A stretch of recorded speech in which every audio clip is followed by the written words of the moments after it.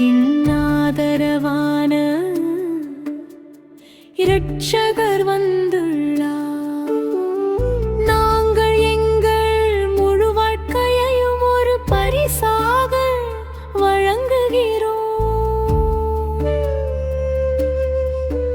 உங்கள் கைகளை கொண்டு வாருங்கள், ஒரு வெற்று கை. என்னிடம் தங்கம் இல்லை, வெள்ளி இல்லை, விலை மதிப்பற்ற பரிசு இல்லை. மாட்டுத் தொழுவத்தின் தொழுவத்தில் பரலோக ராஜா வந்துள்ளார். தாழ்மையான மேய்ப்பர்கள்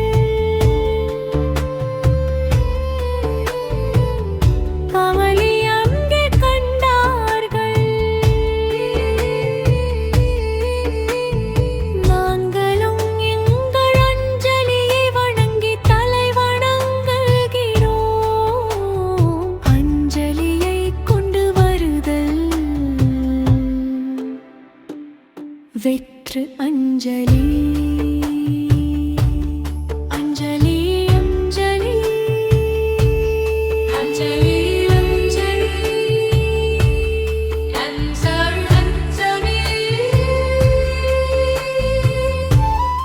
அன்புள்ள குடும்பத்தினரே, அன்பான சகோதர சகோதரிகளே, அன்பான வயதான பெற்றோர்களே, சிறு குழந்தைகளே, இளைஞர்களே, நான் அப்போஸ்தலன் பி.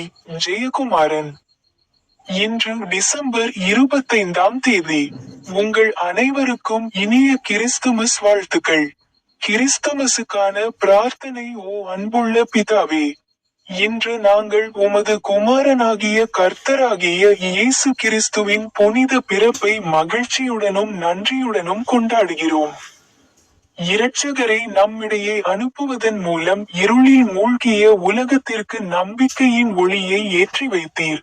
ஆண்டவராகிய இயேசுவே, நீங்கள் மகிமையை விட்டுவிட்டு தொழுவத்தின் எளிமையை தழுவி தாழ்மை, அன்பு மற்றும் சேவையின் வழியை எங்களுக்கு கற்பித்தீர்கள்.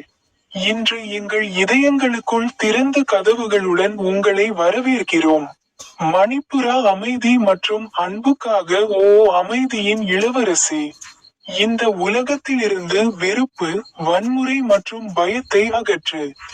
எங்கள் குடும்பங்களில் அமைதியையும், எங்கள் சமூகத்தில் நல்லிணக்கத்தையும், எங்கள் உலகில் அன்பையும் நிலைநாட்டுங்கள். முதல் பைபிள் வசனத்தை சொல்லுங்கள். ஈசாயா அதிகாரம் 52 வசனம் 7. நற்செய்தியை கொண்டு வருபவரின் பாதங்கள் மலைகளின் மேல் எவ்வளவு அழகாக இருக்கின்றன. அவர் சமாதானத்தையும் நல்வாழ்வு மற்றும் இரட்சிப்பின் நற்செய்தியையும் கொண்டு வருகிறார். சீயோனுக்கு உன் தேவன் ராஜரிகம் பண்ணுகிறார் என்று கூறுகிறார். பெரிய பொருள். இந்த தீர்க்க தரிசனம் கிறிஸ்துவின் வருகை மற்றும் இரட்சிப்பின் நற்செய்தியை அறிவிக்கிறது. தேவன் தாமே தம்முடைய மக்களை மீட்க வருகிறார். இந்த இரட்சிப்பு ஒரு தேசத்திற்கு மட்டும் அல்ல, ஆனால் முழு பூமிக்கும் உரியது. ஜெபம். ஆண்டவரே, சமாதானம் மற்றும் இரட்சிப்பின் செய்தியை கொண்டு வந்தவரே, எங்கள் வாழ்க்கையின் மூலம் அந்த நற்செய்தியை பரப்ப எங்களுக்கு பலம் கொடுங்கள். ஆமென். இரண்டாவது பைபிள் வசனத்தை சொல்லுங்கள். தீத்து அதிகாரம் 2 வசனம் 11. ஏனென்றால் எல்லா மனிதர்களுக்கும் இரட்சிப்பை கொண்டு வரக்கூடிய தேவனுடைய கிருபை வெளிப்பட்டது. பெரிய பொருள். இயேசுவின் பிறப்பு கடவுளுடைய கிருபையின் நேரடி சான்றாகும். இரட்சிப்பு என்பது தகுதியின் விளைவாக அல்ல, ஆனால் கடவுளுடைய அன்பின் பரிசு. பிரார்த்தனை. இரக்கமுள்ள தேவனே, உமது கிருபைக்கு நன்றி. அந்த கிருபைக்கு பாத்திரமான வாழ்க்கையை வாழ எங்களுக்கு கிருபை தாரும். ஆமென். மூன்றாவது பைபிள் வசனத்தில் பேசுங்கள். மத்தேயுவின் பரிசுத்த நற்செய்தி அதிகாரம் 2 வசனங்கள் 9 முதல் 12 வரை கூறுகிறது. ராஜாவின் சத்தத்தை கேட்டதும் அவர்கள் புறப்பட்டு சென்றனர்.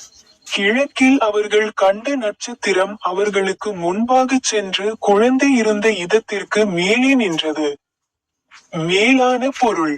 ஞானமுள்ள ராஜாக்கள் குழந்தை இயேசுவை ராஜாவாகவும் கடவுளாகவும் இரட்சகராகவும் அங்கீகரித்தனர்.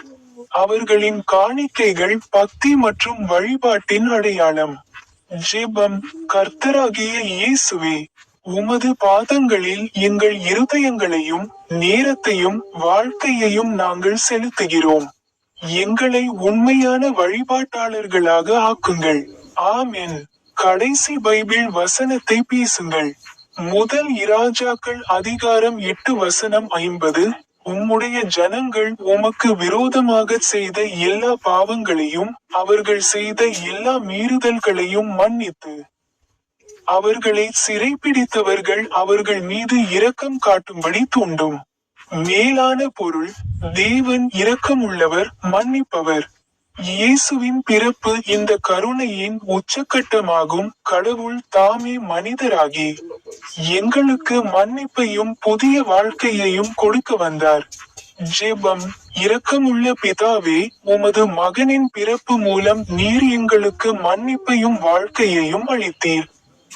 அந்த கருணையில் எங்களை உறுதியாக நிலைநிறுத்துங்கள். ஆமென். ஜெபிப்போம். ஓ அன்னை மரியாளே, ஓ பரலோக தந்தை பிஷப் பொட்டராஜன், ஓ திருச்சபை மன்னர் சார்லஸ் III, ஓ போப் லியோ 14, ஓ பேராயர் ஜார்ஜ் அண்டோனிசாமி. இன்று டிசம்பர். இது 2025 ஆண்டின் கடைசி மாதம்.